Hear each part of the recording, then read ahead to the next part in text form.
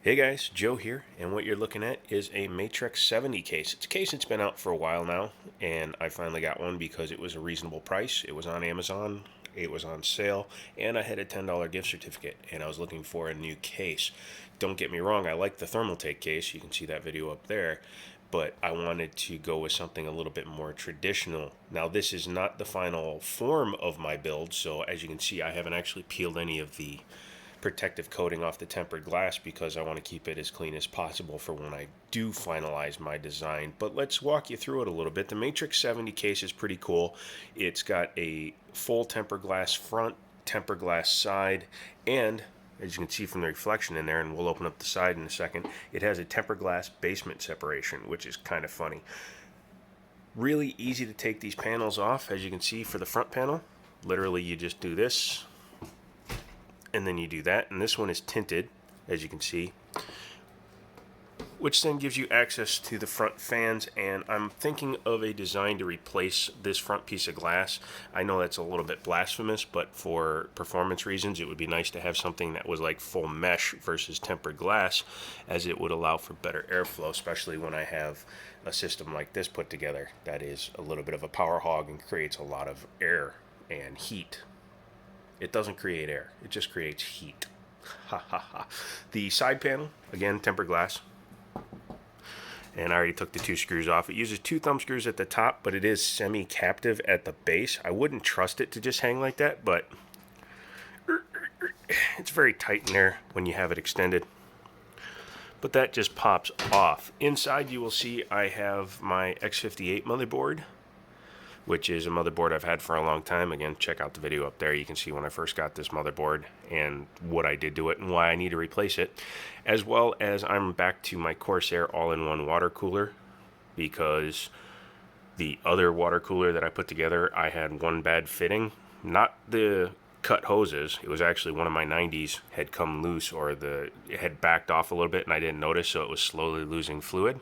And then I have a GTX 1080 for the Wind Hybrid in here. And as you can see, the reason I went with this case is this is an eATX motherboard, and as you can see, it fits fine. Still has plenty of room. In fact, I've been playing around with an idea here, and let me grab the other part. It actually does have enough room, if I decide I want to water cool it, to throw an entire water pump and res combo in there. This is an Matrexx 250 millimeter reservoir, and as you can see, when it would be in there, it actually wouldn't impede airflow too much, and it would actually clear things like the graphics card, the radiator, because my XSPC radiator isn't a 45 or a 40 mil thick like this one. It's actually a 30 mil, so it would actually lose a little bit of room and actually give a little bit more airflow space. So that's what I'm thinking is going to happen. Now, this glass basement is a novel idea. Doesn't really work in my opinion, and I'll show you why.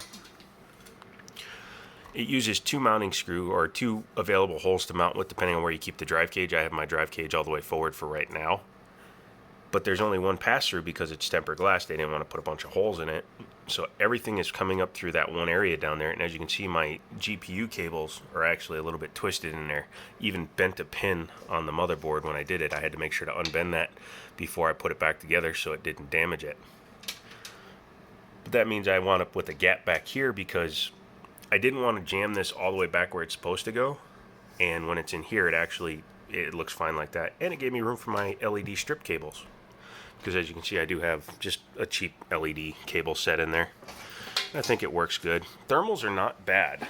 One thing I did though is I did remove the mesh that was over here, because Gamer's Nexus actually showed that even just a little bit of extra mesh will actually impede airflow quite a bit, and that was the case. It actually dropped my temperatures 2 to 3 degrees by removing that. Yes, it means more dust can get into the system, but I don't really care about that.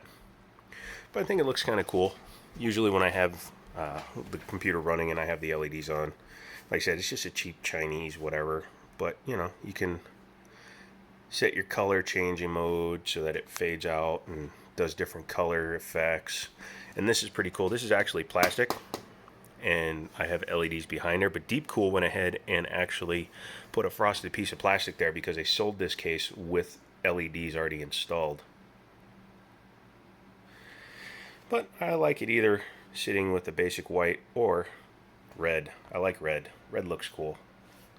That's why I originally went with red fans in the front. I was going to put my white fans in the front and then run red ones inside, but I changed my mind at the last moment.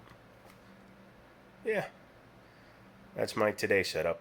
I was supposed to buy an X99 system from a guy, but he turned into a flake, so wound up not buying it. Kind of wish I had anyways, just because I wanted to upgrade the system, but just means we'll save up for whatever I build next, and whatever I build next will have a custom loop in it. So, quick Wednesday video. Wanted you to see it. Leave me your comments down below. Let me know if you like the way it looks now compared to when it was in the View system, which was a little bit more of a, early days gamer kind of a look. I think this is a little bit classier, especially when the glass is on it. Here, I'll put the glass back on it real quick. Yeah, like I said, it looks really cool, especially in the dark, which I will demonstrate right now. And yeah, that looks pretty good with a 32-inch screen and extra 27-inch screen, but yeah, what do you think? Let me know. I'm going to get out of here. This video is too long as it is for just a quickie. And, as always, I'll talk to you later.